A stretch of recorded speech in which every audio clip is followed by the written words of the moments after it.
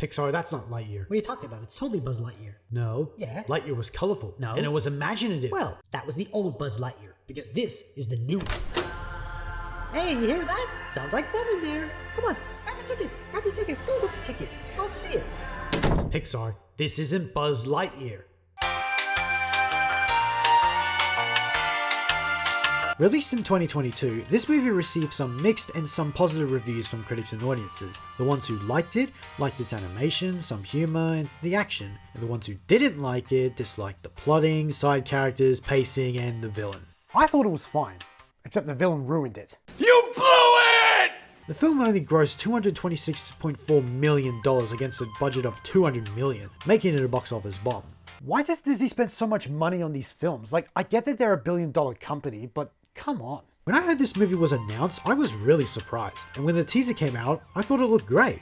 But I still preferred the Buzz Lightyear of Star Command movie that I bloody grew up with and loved. But still, I was open to this one being different. And while I wasn't pissed with how different this movie was, I was still left underwhelmed with what we got. So let's get into why, for me, Lightyear is to infinity and beyond disappointment. Let's go! Okay, so for starters, the one thing I always love in Pixar movies is the animation. Pixar always nails it when it comes to it. And this movie's no exception. The models look good, the lighting is beautiful, and the movements are smooth. I also love how this movie was shot in IMAX, the first animated film to do so. The way they transition from normal to IMAX is so satisfying. It also makes the action scenes more cinematic. The first act of this movie is actually really good. It shows how Buzz doesn't like working with rookies and autopilots, planting the seeds for Buzz's character change later on. Speaking of Buzz, his character's good too. I love the way he desperately wants to help these people get off the planet after he inadvertently caused them to, so he uses lightspeed to fuel the crystal they need to leave. But the more he uses it, the more years that go by. There's this detail I love, where the more he does it, the more older people get and the more grey and desaturated their clothes get. I like his friendship with Alicia and their whole to infinity and beyond gimmick that they do. To infinity? And beyond. He said it! He said it! But I wish she was in this movie more. I would have liked it better if she was the one with Buzz later on instead of her granddaughter. But it doesn't matter, that's just me. Then there's Socks, who is the best, funniest, and cutest character in the entire film. I can provide sleep sounds if you like. I have several options. No. White noise is fine. Very well. Good night, Socks. Good night, Buzz. He's not just some cute little character who exists just for humor, he actually helps out and cares for Buzz. You're not authorized to be in this area. Whoa! Wait a minute, was that for me? In case I got out of line? I bought you 5 minutes. Even the other Socks. I like this new you. Okay, I'll get to that soon.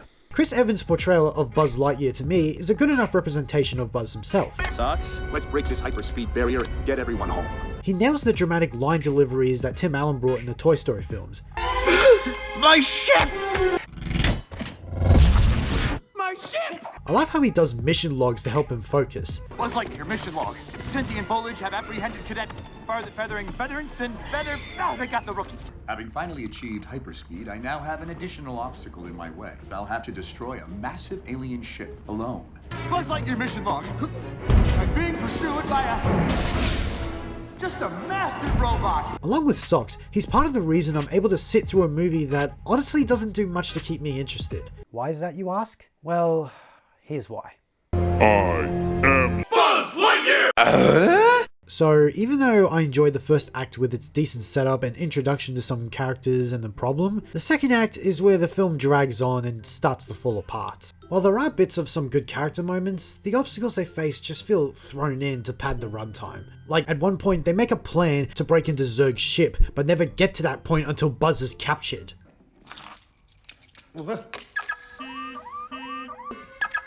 Got it. Another time. Oh no. Security measures activated. No! You are a fucking idiot, mate. Are you serious? Be ready to launch once the fuel cell is go! You fucking idiot! You idiot! The side characters, which consist of Alicia's granddaughter Izzy, an elderly woman Darby, and tall skinny comic relief Mo, are all very uninteresting. Izzy's pretty much the only one I like due to her wittiness, her fear of space, and her wanting to be like her grandmother. But the other two are just boring. Darby's the usual old cranky woman stereotype, I've seen those done before, and Mo is just the usual comic relief, except he's not that funny. Did I get it? Sorry, I'm not trained with this weapon. I need the... Anyone seen the harpoons? He has this gag where he's obsessed with using this pen from his suit, and it ends up helping them in the end. I need a screwdriver, a hair clip, some sort of a small wedge. I've got the pen! Ugly motherfucker. Even when the third act gets more action involved, it's not fun like the original Lightyear that I grew up with. Maybe it's the music, maybe it's the setting, or maybe it's just the characters involved. I don't know, I remember the original Lightyear cartoon having these aliens, these planets, and an actual star command. This movie just doesn't have that. They're stuck on this grainy planet, but that's the whole point of the movie. They're stuck and they're trying to get out. I get that. What I don't get is why there's this lack of creativeness involved. It just feels like this movie's lifeless. It also irritates me that this movie begins with a quote saying how Andy grew up with Buzz and this was his favorite movie. Really? This lifeless movie that doesn't match with Buzz's campy nature in the first Toy Story? This is his favorite movie? Even if this came out in 1995, surely there would have been much better films that came out at that time. Like, what other options were there? Oh, f*** off! But you know what's sad? This isn't even the biggest problem with the movie. It's this dickhead. So, we're all very familiar with the evil Emperor Zurg, the nemesis to Buzz. He was referenced in the first Toy Story, he was in the second one where he infamously revealed himself to be Buzz's father, and he also had a cameo in 3. And he was pretty much the 80s version of the Shredder for the cartoon. Then there's this movie's version. At first, I love the way they present him. They don't fully reveal his face until the second act, and I love his voice. Buzz, What? How do you know my name? come with me. But here's the problem. He's not really Zurg. Because he is an older version of Buzz from the future. You look good, Buzz. I'm sorry. What?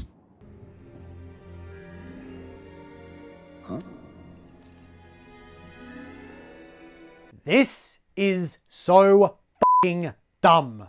There is no signs of people from future timelines being present. It completely makes Zurg so lame for the rest of the film.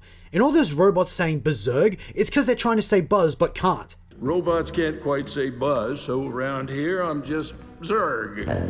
Are you fucking kidding me? He even does a mission log at the end. It's so stupid. Buzz Lightyear mission log. I now have the crystal in my possession and can finally, at long last, finish the mission.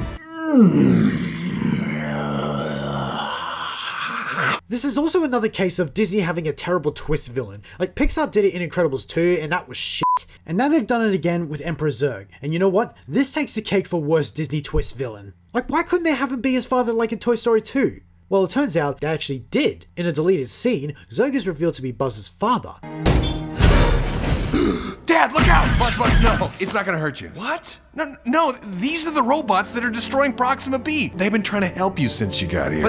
But they... Look, I ordered them to find my son and bring him to me, and they did. But they changed it because at the time of making it, there was another space movie with father themes called Ad Astra. Okay. But even then, who cares? You already said it 20 years prior. You basically own that plot point. Like, this movie was already disappointing enough, but this plot twist just completely destroyed any enjoyment I had. And it really feels like it was thrown in at the last minute. You're telling me this is Andy's favorite movie? To infinity and beyond! Oh, that wasn't flying! Okay, so what else did I like? I like the references they make to Buzz's lines from the first and second Toy Story films. There were points where I felt nostalgic listening to them. And again, Chris Evans' performance makes it cooler to hear. And there seems to be no sign of intelligent life anywhere. There seems to be no sign of intelligent life anywhere. Who are you? You're mocking me, aren't you? You're mocking me, aren't you? Not today, Zurg! Not today, Zurg! I also like the origin of the suit at the end. Throughout the film, we see Buzz's suit isn't equipped with the laser and wings, but later on attaches a laser and a jetpack from a ship. And by the end, their new suit is already equipped with that. I like that progression. There's also a decent chase scene in the second act, except it ends with Izzy making a stupid mistake that causes them to lose the crystal. Just feels like a weak reason for a second act low point. Again, there's some decent jokes, as a lot of them come from socks. So what can I do? Well, why don't you engage with your mouse buddy? Is there anything more challenging? But the jokes that don't land mainly come from Mo. Again, the pencil gag I don't like. Also, why the hell was there some advanced ship left in space for old Buzz to find? Like, who the hell would just leave this big ass ship empty in space? Speaking of space, I like the spacewalk Izzy and Socks do. I cringe every time they struggle to grab something and they miss. And again, Buzz has a decent character arc by learning to work with rookies and robots. And I guess that's it. Everything else in this movie is either okay or just boring. Oh well, let's wrap.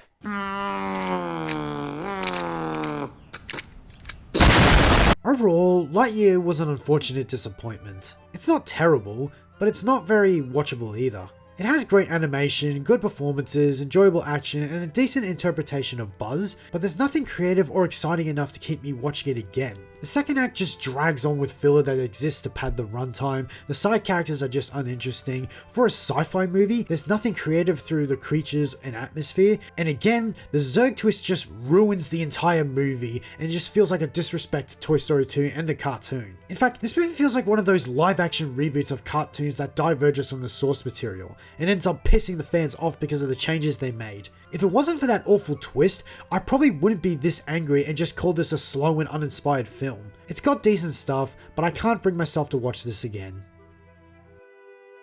Andy's favorite movie. You know what's my favorite movie compared to this? Cars 2. Oh, I'm not joking. That's awful, but at least it's insanely awful. By the way, this is not meant to be my next review. My next review should be on something that I actually like. Maybe something that I like, but a lot of people really, really don't like.